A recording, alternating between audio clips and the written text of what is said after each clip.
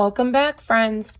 Today we are going to continue on with decimal place value, and we're going to be talking about the standard form and the word form.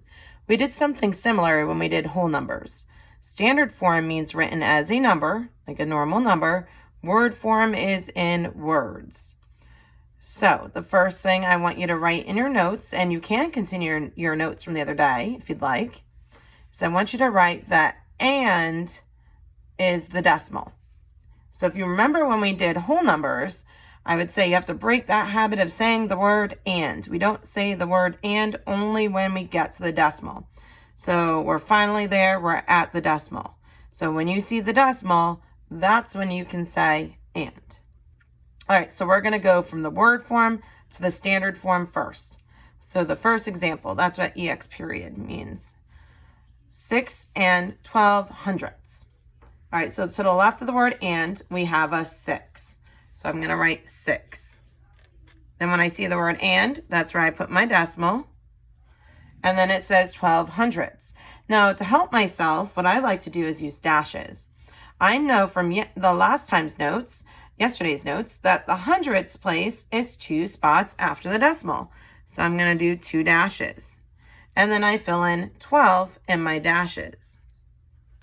So the standard form would be 6.12.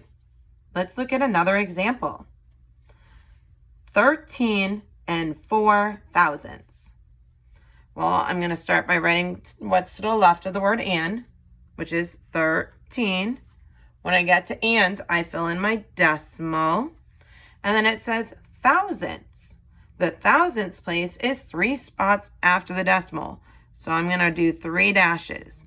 And this is going to be a time that those dashes are really going to help me, because I want it to only say 4 after the decimal. But yet I know it has to go all the way to the thousandths place, because the thousandths place is 3 spots after. So to make it say 4, but yet go to the thousandths, I have to fill in 0, 0, 4. That way I could get to the thousandths, but yet it still just says 4. Again, that's why those dashes will help us. So that way we knew to do 0, 0, 4. Had you wrote 13.4, that'd be wrong. That would be 13 and 4 tenths. All right, let's look at the next one. The next one says 7 and 9 hundredths. If I want to write that in word form, or sorry, standard form rather, I'm going to write 7, because that's to the left of the word and. When I get to and, I put my decimal. And then it says 9 hundredths. Well, how many spots after the decimal is the hundredths? 2. 1, 2. And yet we want it to say 9, but take up 2 spots. So we're going to write 0, 9. So the standard form is 7.09. The next one says 3 tenths. Now I don't see the word and, but yet I know that this is a decimal. How do I know that? Well, I could see the ending THS. When we have that TH or THS ending, I know that it is a decimal. The reason it doesn't have the word and is because we don't have any whole numbers. So I could simply put my decimal. My 10th spot is 1 place after the decimal, and then I fill in 3. Another acceptable answer, because I have no whole number, I could just use 0, decimal, go to my 10th spot, that's 1 spot after the decimal, and fill in 3. So I would accept either one is correct.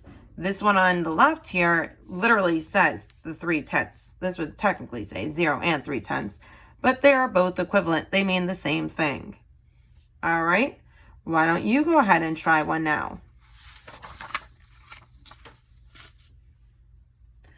What do you think that one would look like in standard form? Okay, well, we're going to write our 5.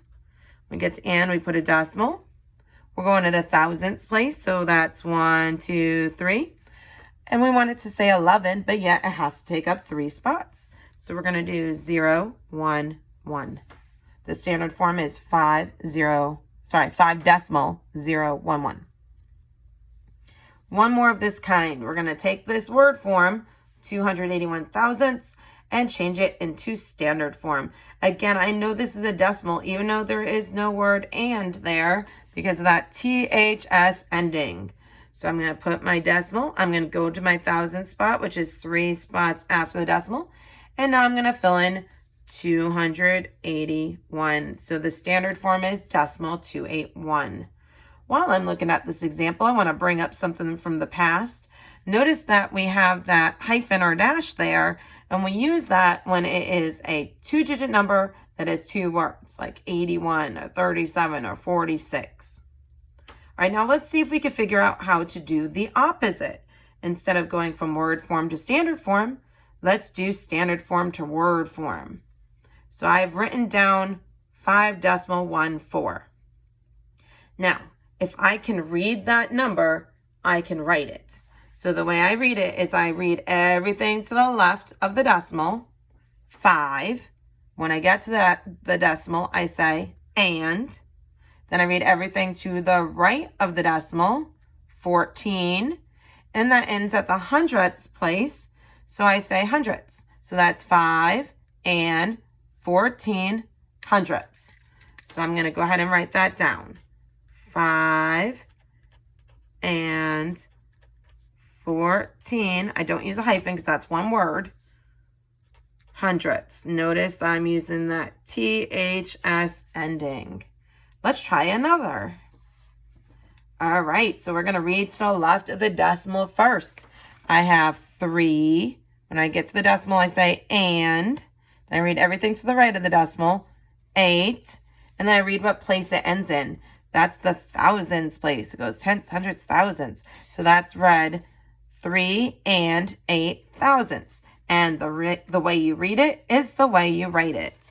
So 3 and 8 thousandths with that THS ending.